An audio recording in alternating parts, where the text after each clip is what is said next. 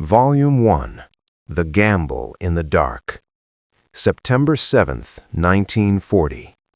The night sky over London no longer belonged to the city. If you stood on the banks of the Thames that night, the air hung heavy with a specific, suffocating smell, a mix of pulverized ancient brick, burning rubber, and the raw, fishy stench of the river water being boiled alive by incendiaries. This was the smell of the Blitz. In Berlin, Reichsmarschall Hermann Göring roared over the radio, promising to reduce the heart of the British Empire to rubble. And 20,000 feet above, hundreds of Heinkel H-111 bombers were making good on that promise. Their engines thrummed in a low, chest-vibrating drone, like a massive file grinding against the nerves of every Londoner. But down on the ground, a more desperate tragedy was unfolding. This wasn't just about civilian suffering, it was about the humiliation of the anti-aircraft gunners. Sergeant Thomas Miller of the Royal Artillery stood at his post manning a 3.7-inch heavy anti-aircraft gun. His hands were slick with gun oil and soot, his fingers trembling slightly from the cold and the adrenaline. His job sounded simple enough: fire a 28-pound shell into the sky and knock down those invisible bombers. But in reality, Sergeant Miller was trying to solve an impossible math problem. On the console in front of him, mechanical needles danced frantically.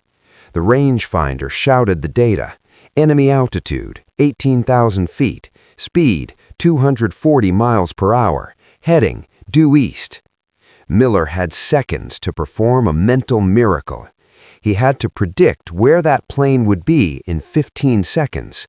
He had to calculate the time of flight for his shell, and then, this was the killer, he had to pick up a special timing key, jam it into the nose cone of the shell, and twist the brass time fuse ring. He set the fuse for 12.4 seconds. This meant that once the shell left the barrel, a clockwork mechanism inside would start counting down. At exactly 12.4 seconds, the theoretical moment the shell crossed the bomber's path, the fuse had to detonate the charge. Fire!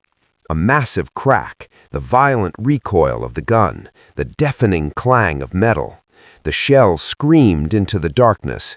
12 seconds later, an orange blossom of fire lit up the sky.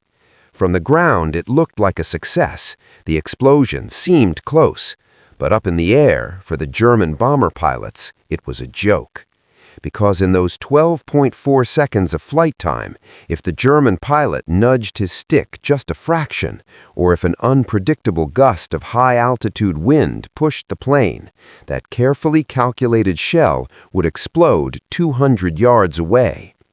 At 18,000 feet, a 200-yard error meant nothing. It meant zero damage.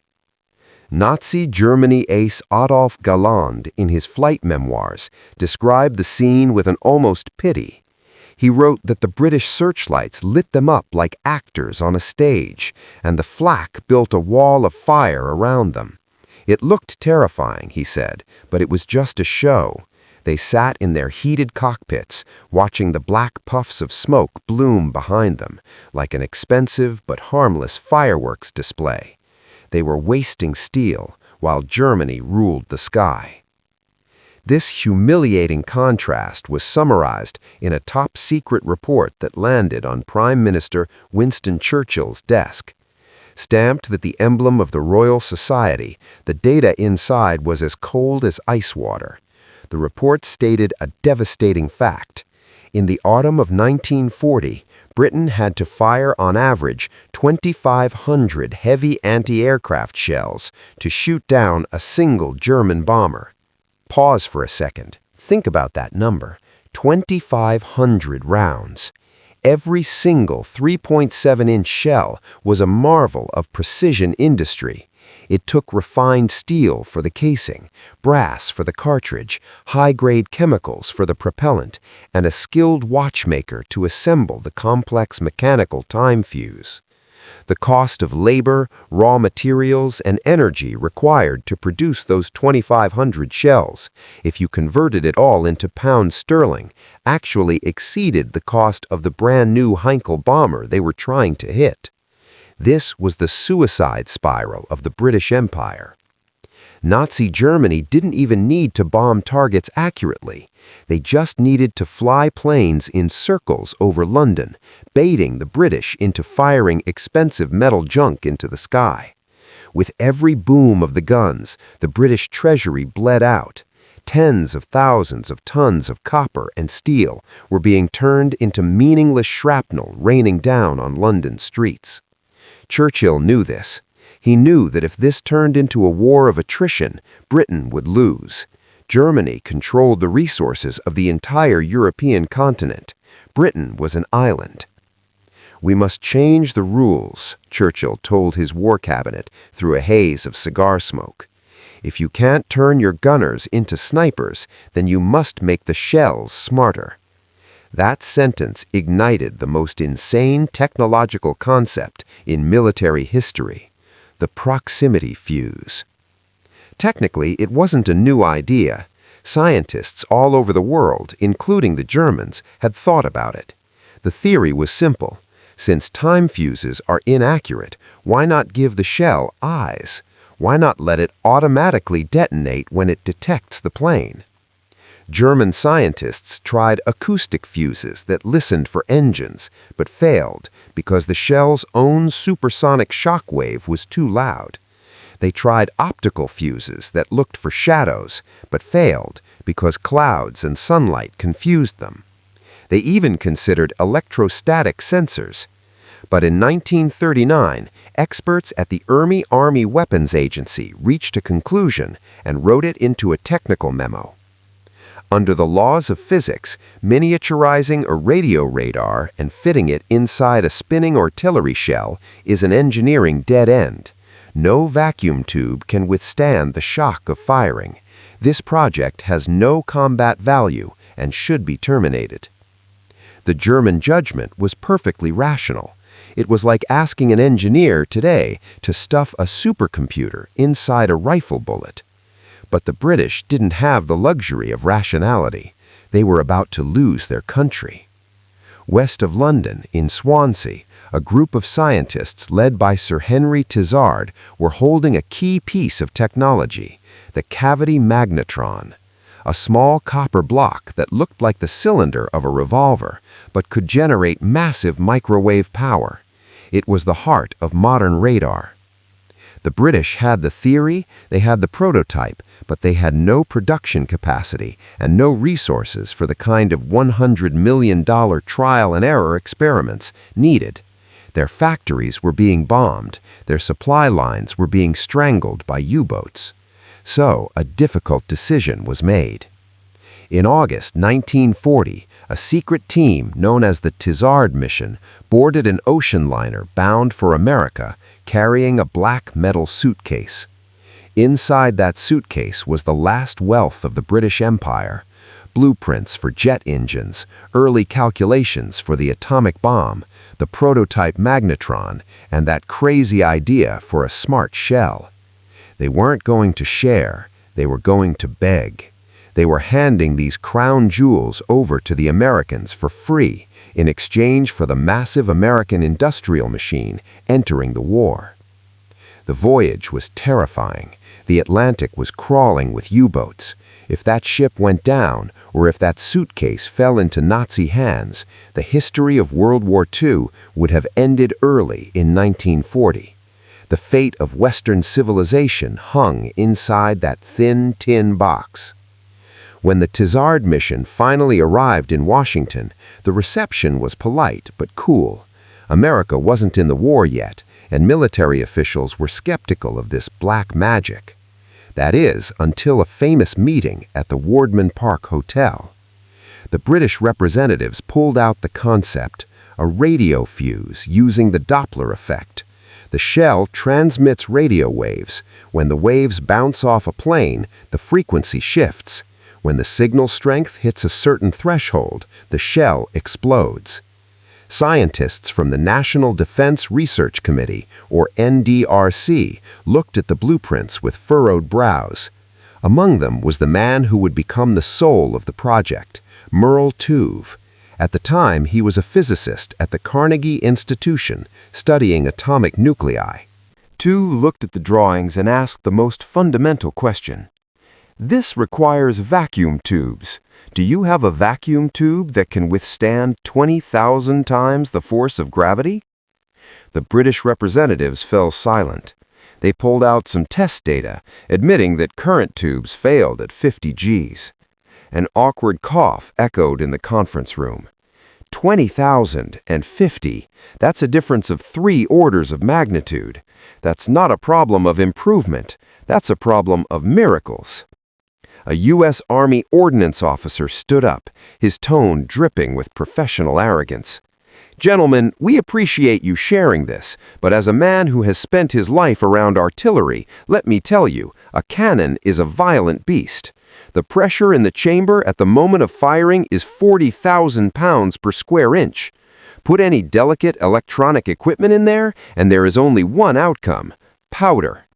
We should focus on improving mechanical fuses, not this science fiction. By all logic, the story should have ended there. The Germans were right. Physics cannot be defied. But history is often changed by unreasonable men.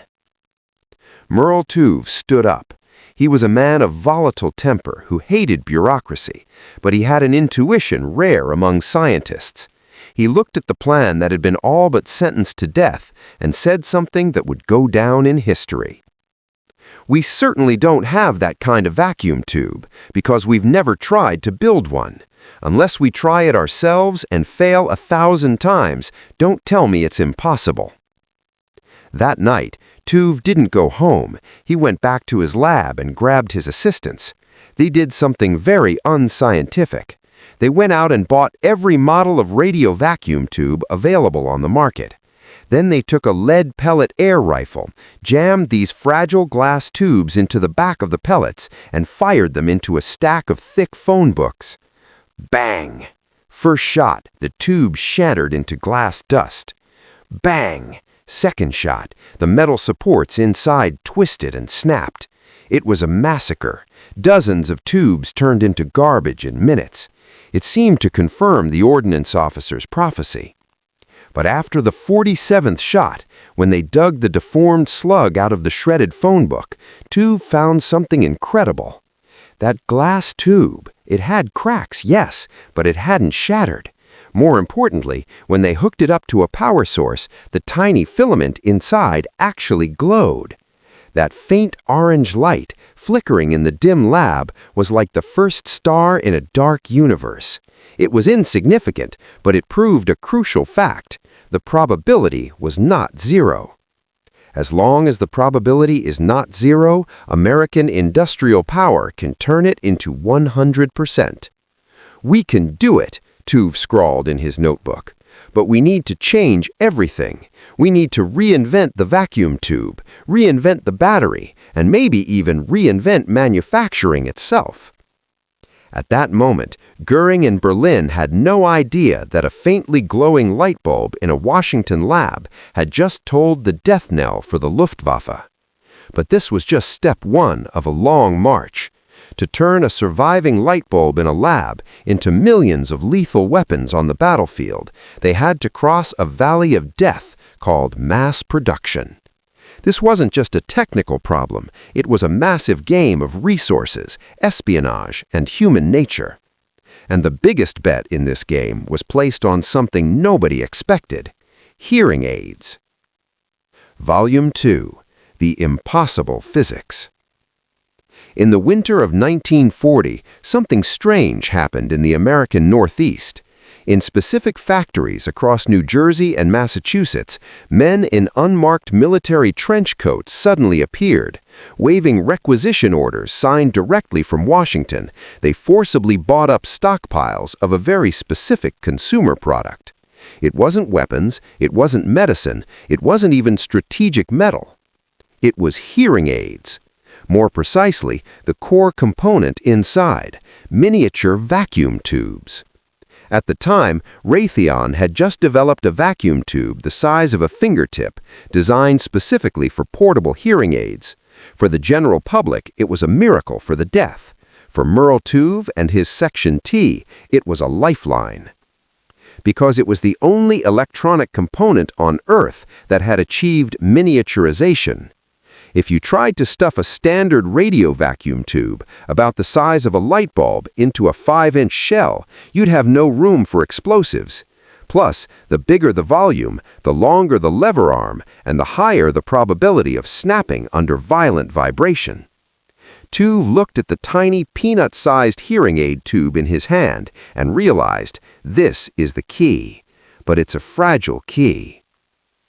Welcome to Section T, the precursor to the Applied Physics Laboratory at Johns Hopkins University.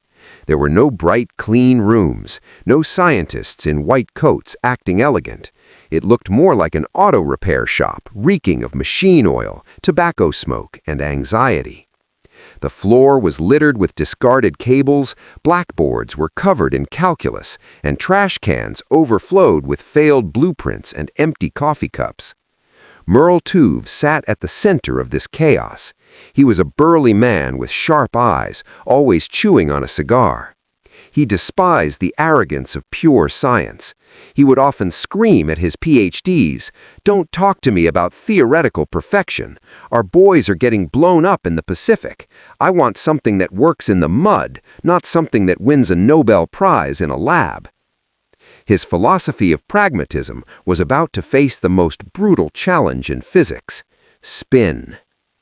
In the last chapter, we mentioned the linear acceleration of firing, 20,000 Gs. That was bad enough, but the real killer was centrifugal force.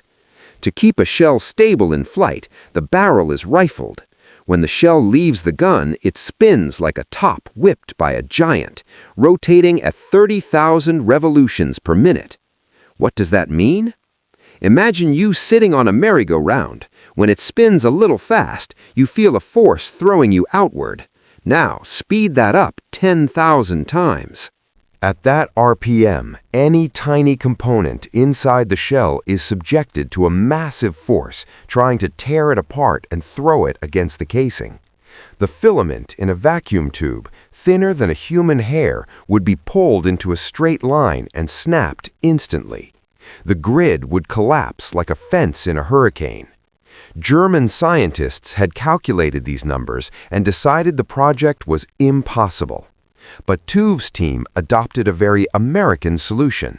Since we can't eliminate the force, let's freeze the components. They invented a process called potting. The concept was inspired by nature. Imagine a mosquito. If a mosquito hits the windshield of a speeding car, it's obliterated. But if that mosquito is encased in a solid block of amber, you can throw that amber against a wall, and the mosquito inside remains perfectly intact. The amber absorbs the shock and distributes the pressure evenly over the mosquito's entire surface area, rather than focusing it on a single point. So the scientists at Section T started a crazy cooking experiment. They brought in every material they could find: paraffin wax, rosin, asphalt, beeswax, even dental mold compounds from a dentist's office. They put the miniature vacuum tubes into metal sleeves and, like pouring concrete, poured these melted liquids in. To test these ambers, they built a machine called the flywheel. It was a massive steel disc driven by a high-power engine. They strapped the potted fuse prototypes to the rim of the disc and fired up the engine. The lab filled with the roar of the motor and the smell of burning rubber belts. The flywheel spun faster and faster until the speed at the rim hit the magic number, simulating the terrifying centrifugal force of an artillery shell. First test: failure. The paraffin was too soft, it melted under heat, and the tube was thrown out and smashed. Second test: failure. The rosin was too brittle, it cracked under vibration, leaving the tube unprotected. Third test: failure. The asphalt was too sticky. When it cooled, it contracted and crushed the glass tube itself. Those were days of despair. Every day started with hopeful experiments and ended with a floor of broken glass. Some scientists began to waver, whispering that maybe the Germans were right. Maybe this violated the laws of physics. But Tuve refused to accept failure.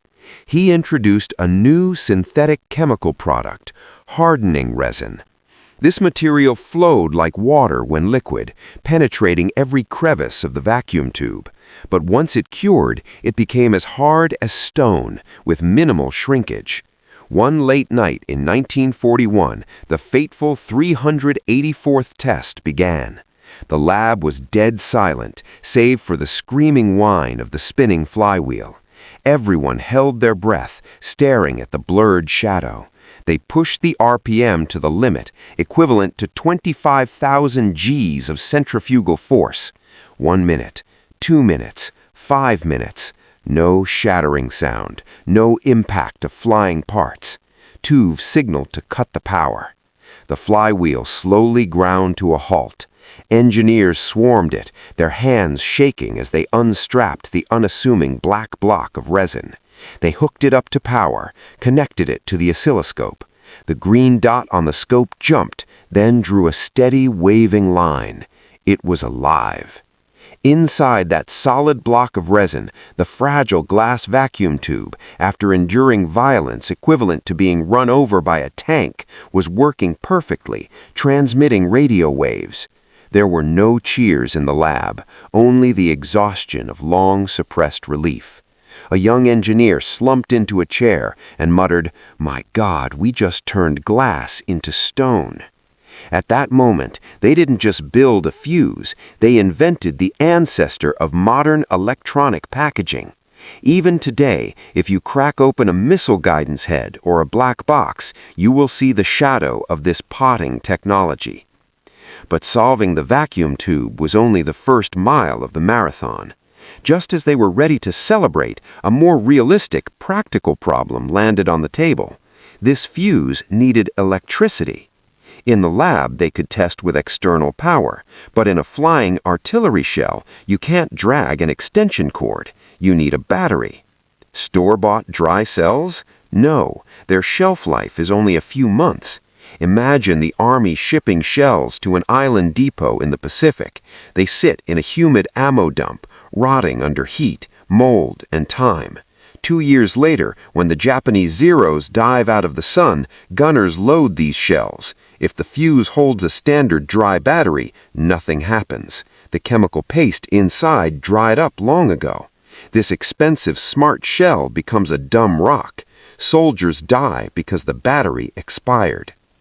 Merle Tuve and his team realized their enemy wasn't just gravity, it was time. "We don't need a battery," a chief chemist from the National Carbon Company said in a secret meeting. "We need a chemical sleeper. It must sleep for years, maybe decades, and then wake up in 1/10 of a second with a burst of violent energy." This was the birth of the PS-115 reserve battery. It was a counterintuitive design.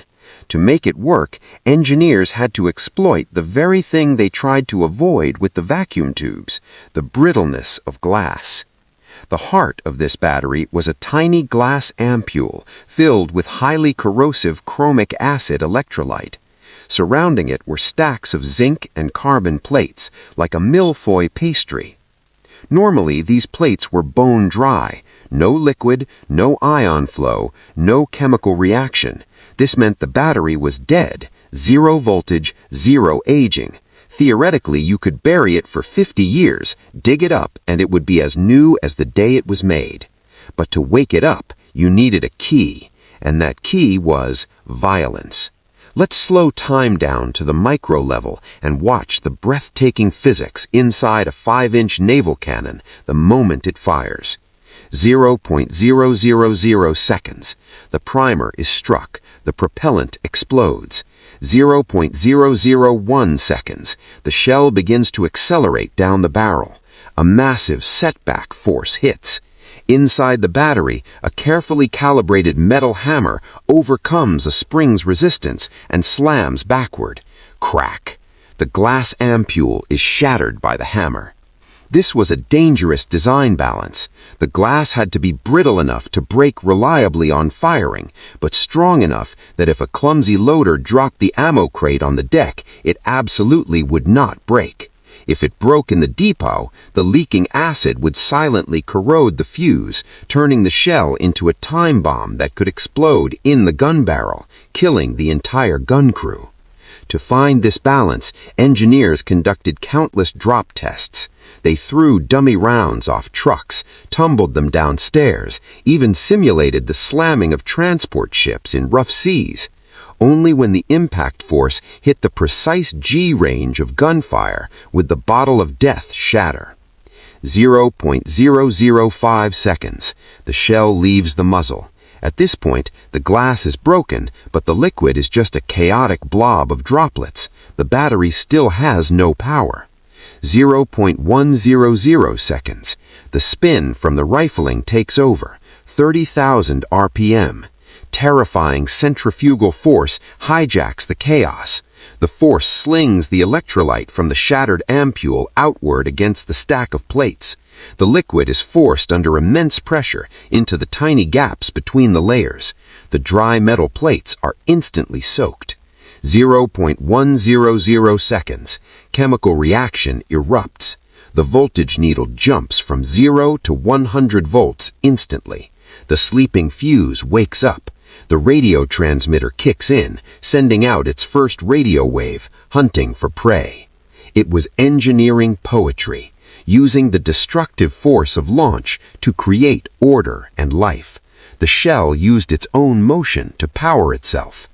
But success in the lab did not mean smooth sailing in the factory. Manufacturing this battery was a worker's nightmare. Chromic acid is toxic and highly corrosive, and back then, every glass ampule had to be hand-sealed by skilled glassblowers. A microscopic leak or uneven glass thickness meant a dude.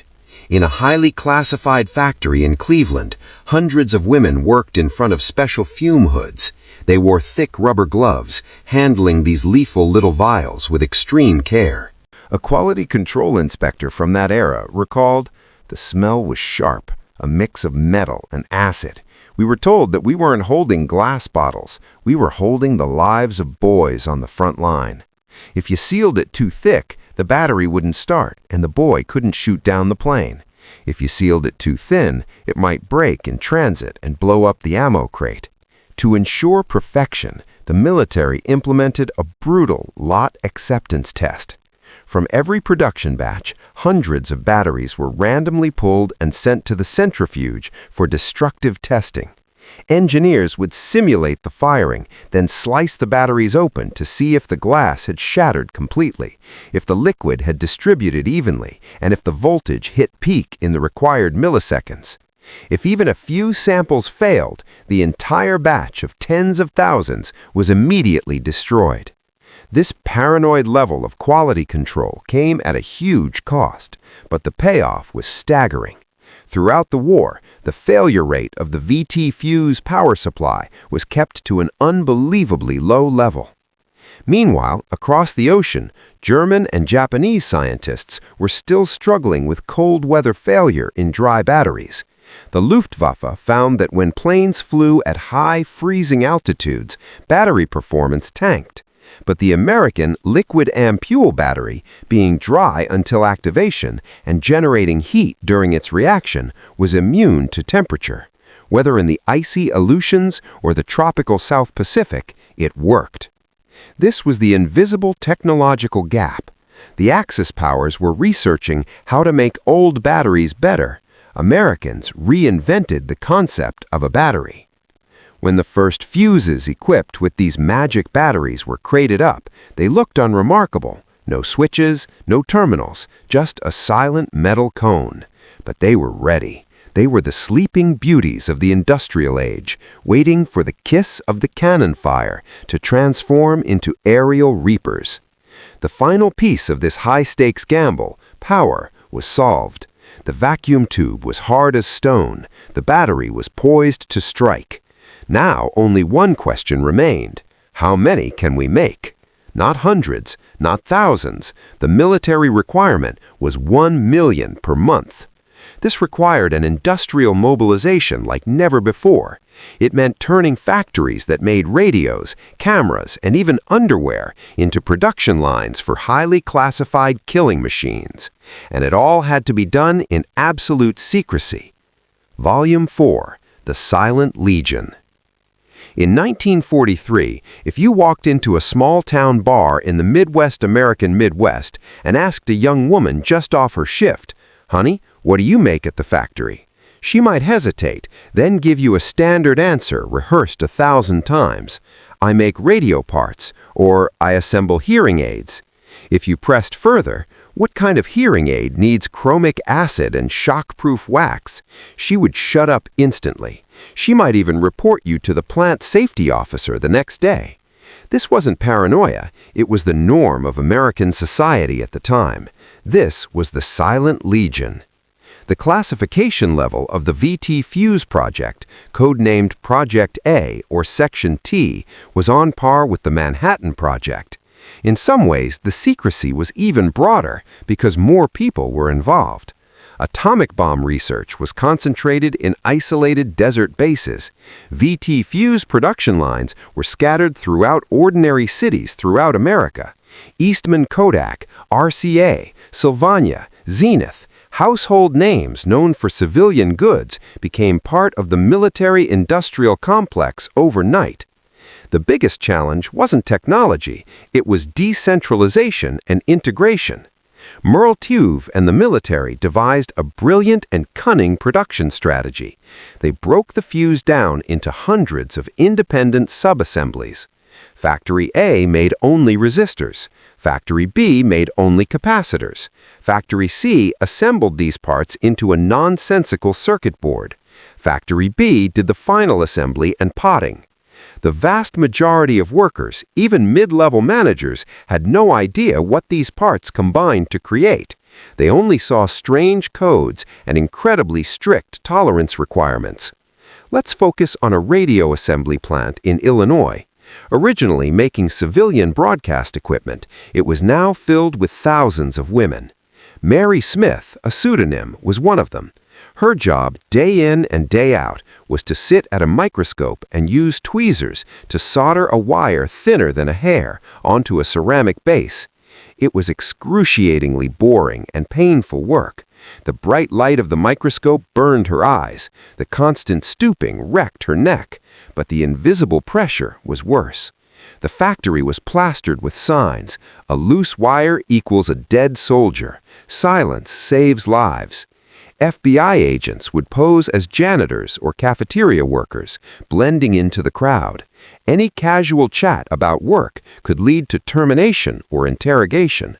Mary recalled a colleague who complained at lunch. A quality control inspector from that era recalled, "The smell was sharp, a mix of metal and acid. We were told that we weren't holding glass bottles. We were holding the lives of boys on the front line. If you sealed it too thick, the battery wouldn't start and the boy couldn't shoot down the plane. If you sealed it too thin, it might break in transit and blow up the ammo crate." To ensure perfection, the military implemented a brutal lot acceptance test. From every production batch, hundreds of batteries were randomly pulled and sent to the centrifuge for destructive testing. Engineers would simulate the firing, then slice the batteries open to see if the glass had shattered completely, if the liquid had distributed evenly, and if the voltage hit peak in the required milliseconds. If even a few samples failed, the entire batch of tens of thousands was immediately destroyed. This paranoid level of quality control came at a huge cost, but the payoff was staggering. Throughout the war, the failure rate of the VT Fuse power supply was kept to an unbelievably low level. Meanwhile, across the ocean, German and Japanese scientists were still struggling with cold weather failure in dry batteries. The Luftwaffe found that when planes flew at high freezing altitudes, battery performance tanked. But the American liquid ampule battery, being dry until activation and generating heat during its reaction, was immune to temperature. Whether in the icy Aleutians or the tropical South Pacific, it worked. This was the invisible technological gap. The Axis powers were researching how to make old batteries better. Americans reinvented the concept of a battery. When the first fuses equipped with these magic batteries were crated up, they looked unremarkable. No switches, no terminals, just a silent metal cone. But they were ready. They were the sleeping beauties of the industrial age, waiting for the kiss of the cannon fire to transform into aerial reapers. The final piece of this high-stakes gamble, power, was solved. The vacuum tube was hard as stone. The battery was poised to strike. Now only one question remained. How many can we make? Not hundreds, not thousands. The military requirement was 1 million per month. This required an industrial mobilization like never before. It meant turning factories that made radios, cameras, and even underwear into production lines for highly classified killing machines. And it all had to be done in absolute secrecy. Volume 4, The Silent Legion. In 1943, if you walked into a small-town bar in the Midwest American Midwest and asked a young woman just off her shift, "Honey, what do you make at the factory?" she might hesitate, then give you a standard answer rehearsed 1,000 times. "I make radio parts," or "I assemble hearing aids." If you pressed further, "What kind of hearing aid needs chromic acid and shock-proof wax?" she would shut up instantly. She might even report you to the plant safety officer the next day. This wasn't paranoia, it was the norm of American society at the time. This was the Silent Legion. The classification level of the VT Fuse project, codenamed Project A or Section T, was on par with the Manhattan Project. In some ways, the secrecy was even broader because more people were involved. Atomic bomb research was concentrated in isolated desert bases. VT Fuse production lines were scattered throughout ordinary cities throughout America. Eastman Kodak, RCA, Sylvania, Zenith, household names known for civilian goods became part of the military-industrial complex overnight. The biggest challenge wasn't technology, it was decentralization and integration. Merle Tuve and the military devised a brilliant and cunning production strategy. They broke the fuse down into hundreds of independent sub-assemblies. Factory A made only resistors. Factory B made only capacitors.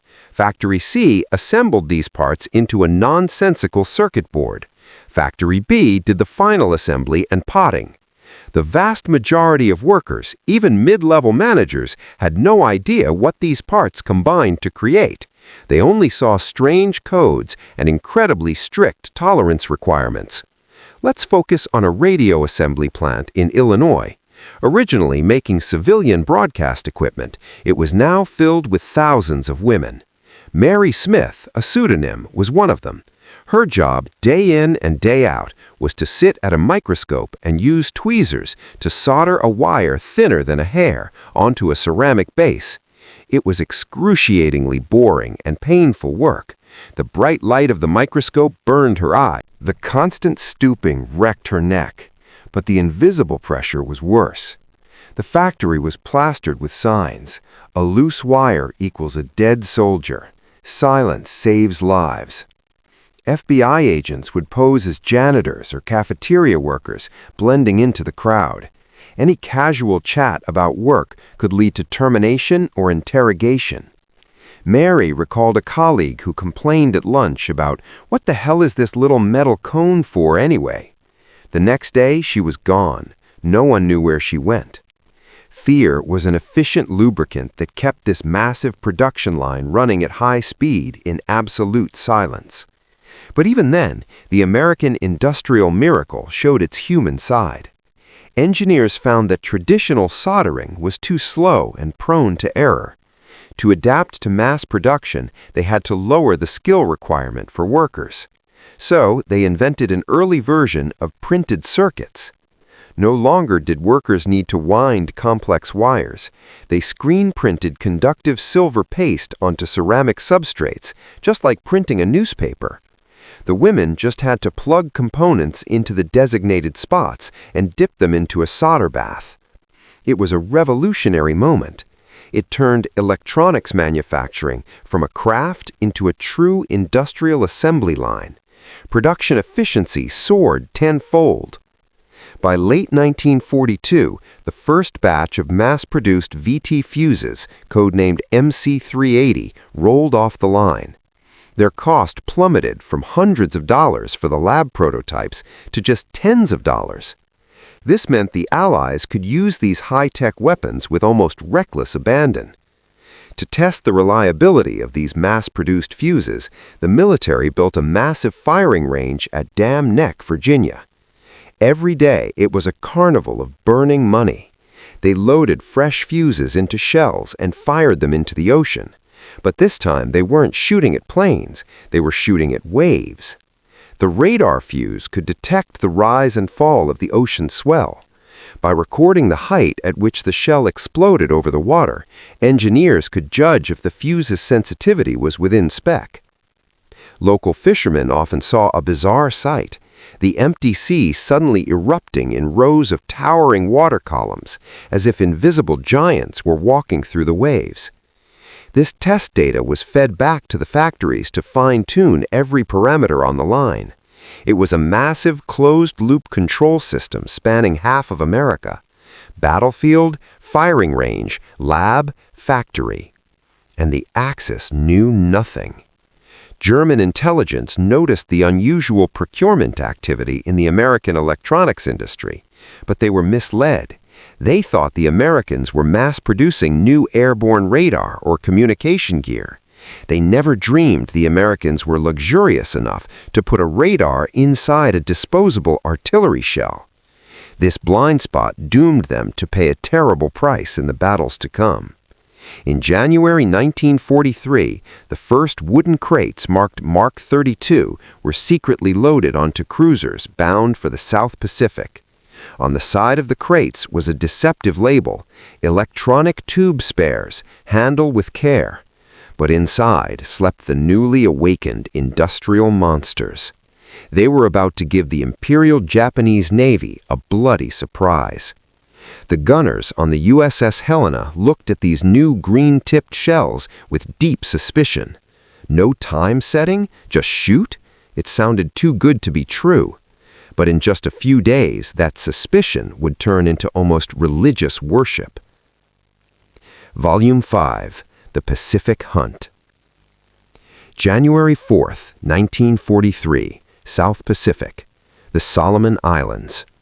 The air here was as thick as hot soup, every breath tasting of sea salt and rotting vegetation. The U.S. Navy light cruiser USS Helena, CL-50, was cutting quietly through the calm sea.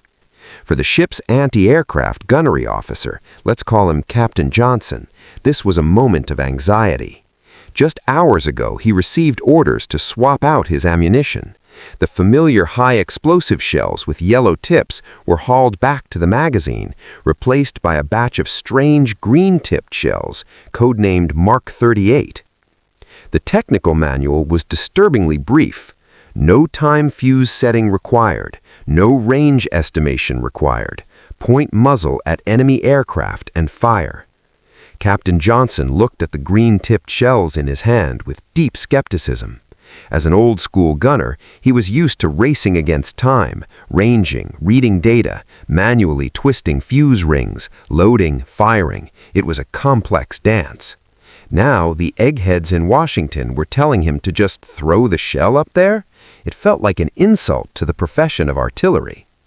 "Sir, will these things actually blow?" his loader asked, wiping sweat from his brow. "Pray, son," Johnson puffed a smoke ring. "If they don't, we're feeding the sharks today." At 10:30 a.m., the heart-stopping blip appeared on the radar. An Aichi D-3A Val dive bomber dropped out of the clouds like a hungry falcon. Its target was clear, the bridge of the USS Helena. In the past, this was every gunner's nightmare. The Val was agile, and Japanese pilots were notoriously suicidal. They would jink and weave during the dive, leaving ground fire eating their dust. But the Japanese pilot, Sato, a pseudonym, gripped his stick, a smirk on his face. He was used to the rhythm of American flak. First, you see the black smoke in the distance, time fuses exploding, then you adjust, fly through the smoke, drop the bomb, and pull up. It was a game he had won countless times. But he didn't know the rules had changed today. Helena's twin 5-inch guns began to rotate. There was no frantic shouting of fuse settings, just the cold whir of machinery. Target locked. Fire. 2 green-tipped shells screamed out. In Sato's field of view, he didn't see the familiar black barrage blooming in the distance. He thought the Americans missed or the shells were duds. He pushed the nose down, ready for his final sprint. Then, physics performed its miracle. The 2 shells didn't hit the plane. They didn't hit the water. They exploded suddenly about 70 feet, roughly 20 meters away from Sato's aircraft. This was not a normal explosion. The airburst triggered by the VT fuse created a ring-shaped cone of shrapnel expanding forward. Thousands of razor-sharp, pre-formed fragments covered that airspace at supersonic speeds. Sato didn't even realize what happened.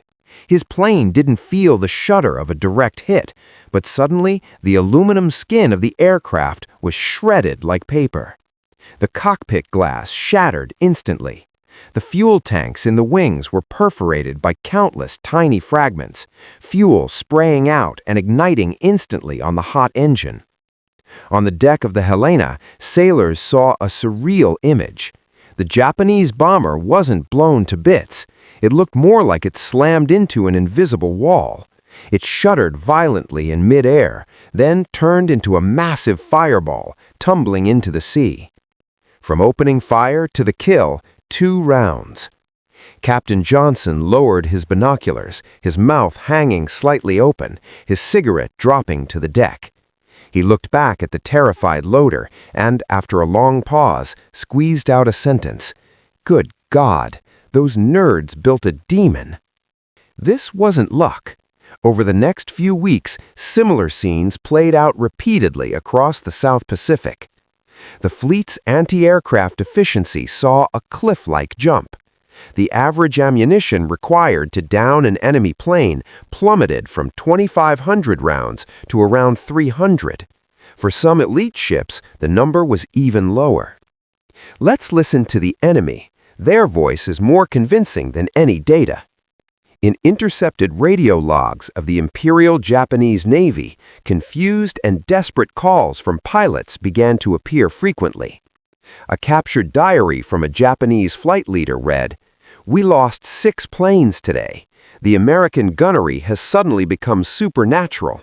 In the past, we could dodge flak with sharp turns, but now, no matter how we fly, the shells always explode right next to us. Even if we aren't hit directly, the planes catch fire mysteriously. It must be some new radar-controlled gun, or our planes are cursed." They guessed half right. It was radar, but the radar wasn't on the ship. It was inside the shell chasing them. The Japanese high command was baffled. They even suspected the Americans had developed a magnetic attraction shell. Until the end of the war, they never fully figured out the VT fuse principle. This fog of ignorance plunged Japanese pilots into deep fear. They were facing a death force they couldn't understand and couldn't defend against. As reports from the Helena reached Washington, Chief of Naval Operations Admiral King slammed his desk in excitement, demanding that every fleet be equipped with VT fuses. But just then, an urgent call from Army Chief of Staff General Marshall poured a bucket of ice water on the celebration. Not allowed in Europe. Marshall's voice was cold and firm. Why? When you possess a sword that can slay dragons, why lock it in the scabbard? This leads to the most agonizing, yet strategically brilliant chapter of the VT fuse story, the taboo. In mid-1943, the Allies were shifting to the offensive across all theaters. In this climate, it wasn't just the Navy clamoring for the new toy. Army artillery commanders were eyeing the VT fuse with envy. Imagine if you could mount this fuse on a standard U.S. 155mm howitzer to target German infantry on the ground, or use it to protect London from bombers. The potential was limitless. But the Supreme Headquarters Allied Expeditionary Force, SHAEF, issued a directive of the highest classification. The VT fuse is restricted to naval vessels operating in deep water. It is strictly forbidden for use over enemy territory or anywhere a dud round might fall into enemy hands. The logic behind this ban was a high-stakes gamble regarding technological leakage and the cost of war. American scientists ran a terrifying simulation.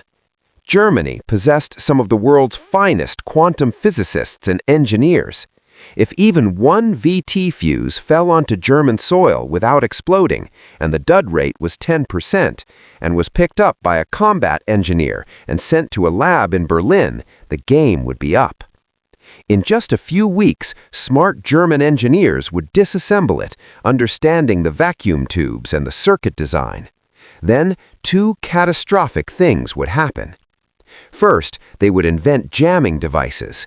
Since the fuse was a radio transmitter, German planes could simply broadcast a specific interference frequency to detonate the shells prematurely or render them inert. The U.S. fleet's anti-aircraft advantage would evaporate overnight. And the second, much more terrifying thing is that they would copy it. Imagine if German anti-aircraft guns were equipped with VT fuses. At the time, Allied strategic bombing campaigns, the B-17s and Lancasters, were already facing horrific losses. If German air defense efficiency improved five-fold, Allied air power would be strangled. Without strategic bombing, the Normandy landings would be impossible. The war could drag on for 2 more years, or the outcome could flip entirely. So it was a painful choice. To protect future victory, they had to sacrifice current efficiency. This anxiety peaked during the invasion of Sicily in July 1943. A transport ship carrying a crate of VT fuses docked near Sicily.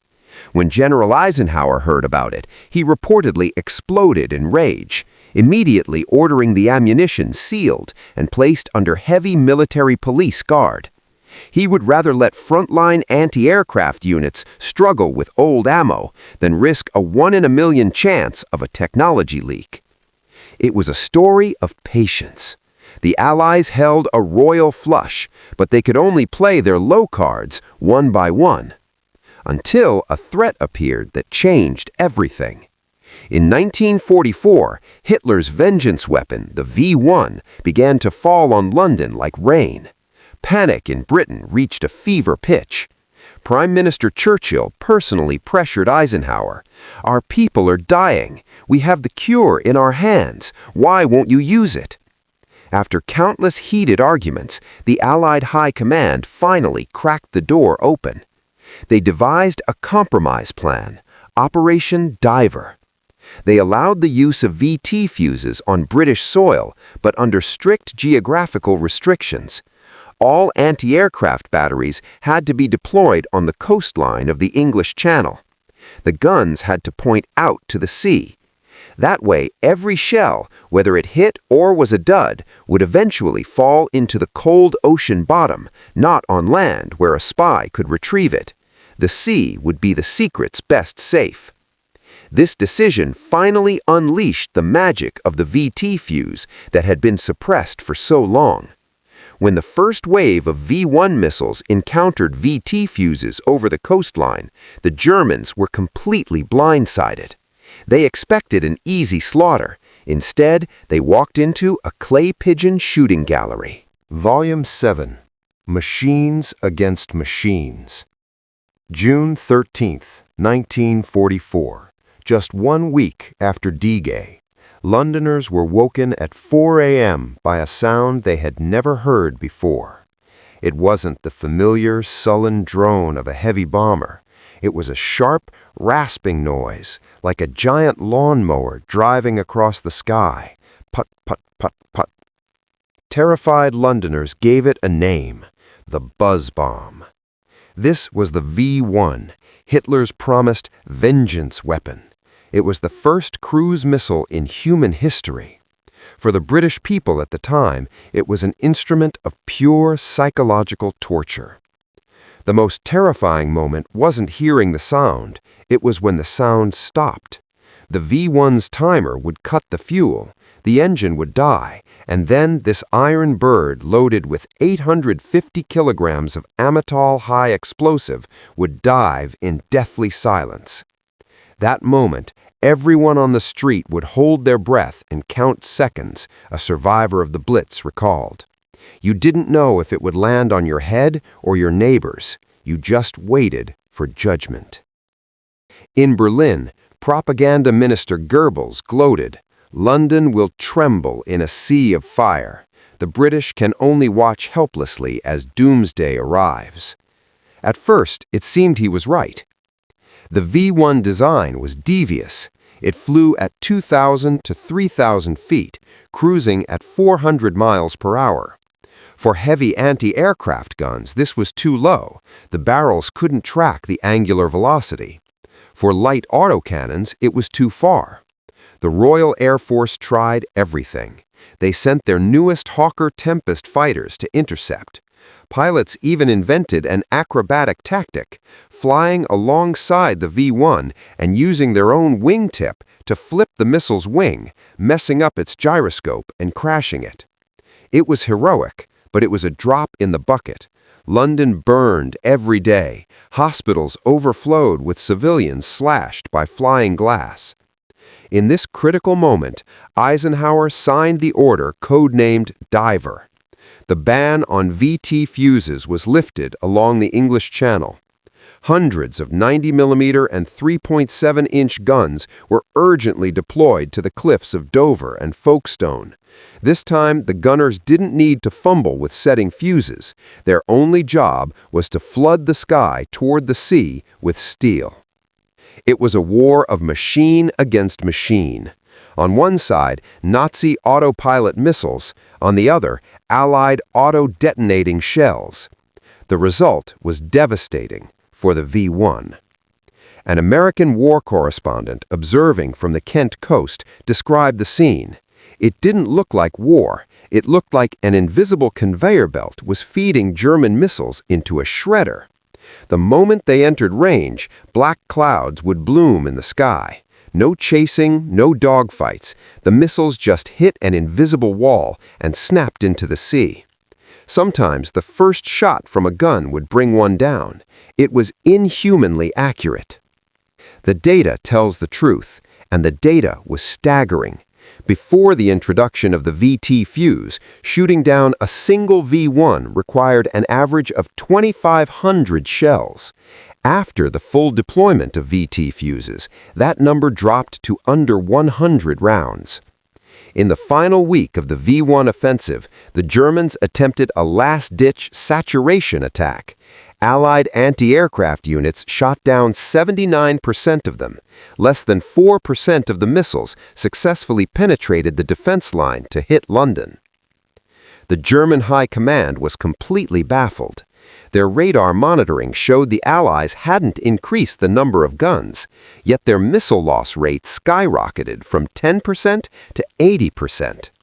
In German analysis reports, they even suspected the Allies had developed an interference ray or some mysterious magnetic weapon. They couldn't imagine the answer was hidden inside the tip of every tiny artillery shell. This victory didn't just save London, it sent a crucial signal. The VT fuse was mature. It was no longer a delicate lab toy. It was a combat-tested butcher. And now, that butcher was looking hungrily toward the depths of the European continent. There, a more brutal, bloody ground war was about to erupt. Volume 8, The Bloody Christmas in Ardennes. December 1944, the Ardennes Forest, on the border of Belgium and Luxembourg. This was an ancient, dense pine forest. In winter, snow turned it into a white labyrinth, but on the eve of Christmas 1944, it became an Allied nightmare. Hitler launched his final gamble, the Battle of the Bulge. The Germans massed their last elite panzer divisions and, under the cover of foul weather, smashed through thin American lines. The U.S. 106th Infantry Division was surrounded and annihilated in days. General Patton's Third Army was rushing north to help, but they faced a tactical problem that made every frontline commander despair. The Germans had gotten smart. They no longer launched human wave attacks across open fields. Instead, they dispersed into the thick woods. Every German soldier dug a foxhole covered with heavy logs and thick earth. For traditional artillery, this was an unsolvable puzzle. If you used standard impact fuses, the shell had to hit the ground to explode. In the soft mud and snow, the ground absorbed most of the shock wave and shrapnel. If you tried for a tree burst by hitting the branches, it was effective, but the probability was too low. You had to hit a specific branch. If you tried to set time fuses for air bursts, forget it. In the heat of battle, gunners had no time to measure the distance to every tree line precisely. The result was that Americans blasted the forest to pieces, churning up the mud, but the German soldiers stayed huddled in their holes, safe. When the shelling stopped, they popped up and mowed down American infantry with machine guns. U.S. casualties were horrific. Field hospitals were packed with frozen, bullet-riddled bodies. Telegrams flew from the front to the rear like snowflakes. Give us air support, or give us a miracle from God. But air support couldn't come. Blizzards locked the airfields down. In the Allied Supreme Command in Versailles, General Eisenhower stared at the map where the German Bulge was growing like a cancer. His face was ashen. He knew the stalemate had to be broken. On December 16th, after a sleepless night of weighing the options, Eisenhower made one of the hardest decisions of World War II. He turned to his chief of staff and said coldly, "Unlock it.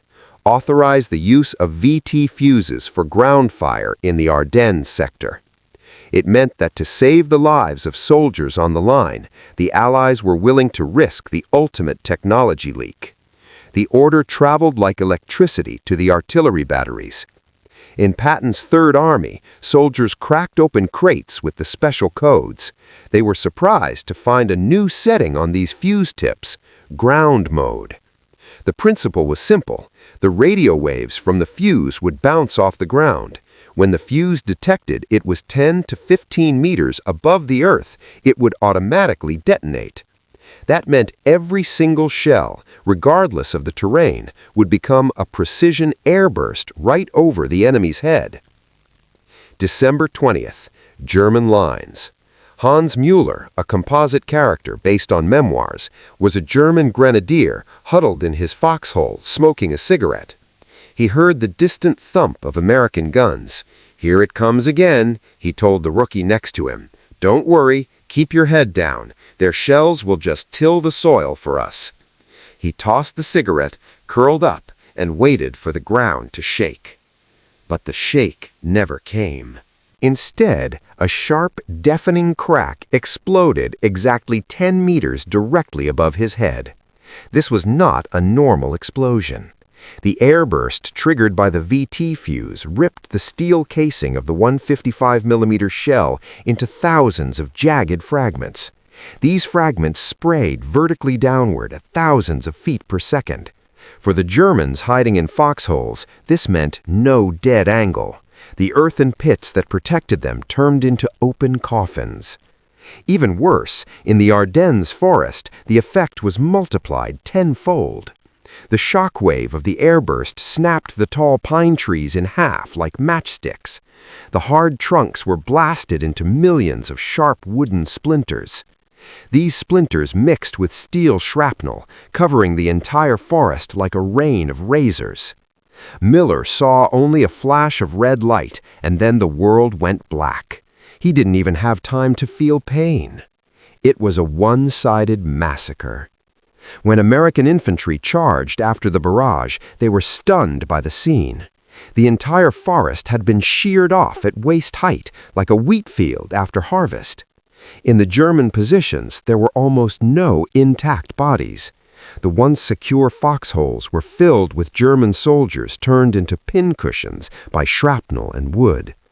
An American commander wrote in his after-action report, "It was the most terrifying sight I have ever seen. The Germans didn't even have a chance to raise their guns. It was like they were smashed into their holes by the fist of God. Walking through that position, we actually felt it was unfair." After inspecting the battlefield, General Patton sent a famous letter to Washington. "The funny fuse won the Battle of the Bulge for us. I think that when all armies get this shell, we will have to devise some new method of warfare. The devastation is unimaginable." Captured German soldiers were mentally broken. In interrogations, they asked American intelligence officers in terror, "Did you invent a shell that can see people? Why do they always explode right over our heads? Is this witchcraft?" It wasn't witchcraft. It was the victory of mathematics and industry. The individual tactical brilliance the Germans prided themselves on was rendered meaningless by an absolute generational gap in technology. They were fighting against the laws of physics, and physics is not merciful. With the end of the Battle of the Bulge, the secret of the VT fuse no longer mattered. Nazi Germany had no time to copy it and no factories left to build it. But on the other side of the globe, in the Pacific, a more insane tactic was brewing. There, the VT fuse would face its ultimate test, against a swarm of madmen seeking death. Volume 9, Elegy for the Kamikaze. April 1945, the waters off Okinawa. The Pacific War had entered its bloodiest and most insane chapter. The Imperial Japanese Navy effectively no longer existed. Their carriers were sunk, their ace pilots dead. Facing the massive American fleet, they unveiled a tactic that Western civilization simply could not comprehend: kamikaze. This wasn't war, it was ritualized mass suicide. 22-year-old Ensign Yamamura sat in his Zero fighter, a headband reading 7 lives for the country tied around his helmet. His plane carried fuel for a one-way trip and a 250-kilogram bomb. His mission was simple: crash into anything flying the stars and stripes. For traditional anti-aircraft logic, the kamikaze was an unsolvable nightmare. Before, flak just needed to scare the enemy off or force the bombardier to drop early and miss. That didn't work anymore. These planes didn't dodge, they didn't slow down. Even if you shot off a wing, momentum would carry the burning wreckage into the flight deck. To stop a plane determined to die, you had only one option: completely disintegrate it in mid-air before impact. You had to turn it into confetti, not just damage it. This required firepower density never seen before. Yamamura pushed the throttle, the engine roaring its last breath. Below him, the American fleet carpeted the sea. He picked a target that looked like a destroyer, pushed the nose down, and began his dive. In his mind, he expected to see the panicked tracers of American flak, weaving chaotic lines in the sky. He believed with his skill and the Emperor's protection, he could thread that needle. But he was wrong. He was no longer facing human-operated guns. He was facing an automated slaughter system evolved to its peak. This was the holy trinity of late-war American air defense: the eye, the SCR-784 radar, locking targets miles away; the brain, the Mark 37 fire control director, an analog computer calculating wind, ballistics, and lead in real time; and the fist, the 5-inch shell equipped with the VT fuse. When Yamamura entered the 10-kilometer range, he was already dead. He just didn't know it. The American ship's radar tracked his path automatically, feeding data directly to the turrets. The 127mm guns adjusted their angle robotically. Fire! Not one shot, but a continuous salvo. In Yamamura's vision, a black wall suddenly appeared in front of him. That wasn't a metaphor, it was a physical description. The VT fuses detonated the shells automatically within the optimal 20-meter kill radius. Dozens of shells exploded almost simultaneously, weaving a net of steel in the air so tight nothing could pass. For the American sailors, the scene was both spectacular and horrifying. A gunner on the destroyer USS Hadley recalled, "It was like magic. Those Japs came in and then suddenly turned into a ball of fire and rain of debris in mid-air. We didn't need to aim. We just kept loading, and the machines killed everything for us." During the Okinawa campaign, the USS Hadley set a fearsome record. In one massive kamikaze attack, this small destroyer faced 10 suicide planes simultaneously. In 1941, this ship would have been dead, but in 1945, relying on this automated system, the Hadley shot down all 10 planes in just 20 minutes. The deck was piled high with scorching hot brass casings, the gun barrels glowing red, paint blistering, but the ship lived. It was a brutal contrast. Japan used spirit, believing Bushido could overcome material lack. They used university-educated young men as biological guidance systems.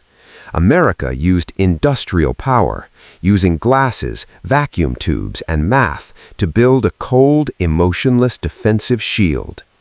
A Japanese pilot who was shot down and rescued broke down when shown the wreckage of an American shell. He pointed at the tiny VT fuse and wept to his interrogator. "If you even put radios inside your shells, what are we fighting for? We're using bamboo spears against spaceships." This was the ultimate despair. The failure of the kamikaze wasn't just a tactical defeat, it was a civilization-level crushing. Volume 10, The Seed of Silicon Valley. September 1945. World War II officially ended. Millions of unused VT fuses were mothballed or destroyed. Merle Tube disbanded Section T. Scientists went back to universities. Women went back to their families. On the surface, everything went back to quiet. But deep in the muscle of American industry, a seed had sprouted. To build those 25 million VT fuses, the American electronics industry was forced to undergo a painful but magnificent evolution. First was the concept of miniaturization. Before the war, electronics were huge, radios were furniture. But the VT fuse proved that complex circuits could be stuffed into a space the size of a palm. This directly inspired post-war hearing aids, portable radios, and eventually the transistor revolution. Second was the printed circuit board, or PCB. Remember those ceramic substrates invented to help women assemble parts faster? That is the ancestor of the modern PCB. Because of that technology, electronics could shift from handcrafted art to cheap industrial goods.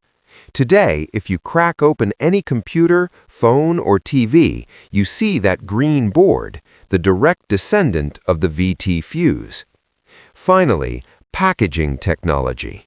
The resin potting process that protected vacuum tubes from shattering now protects every microchip. From undersea cables to Mars rovers, without this technology, modern electronic civilization would grind to a halt.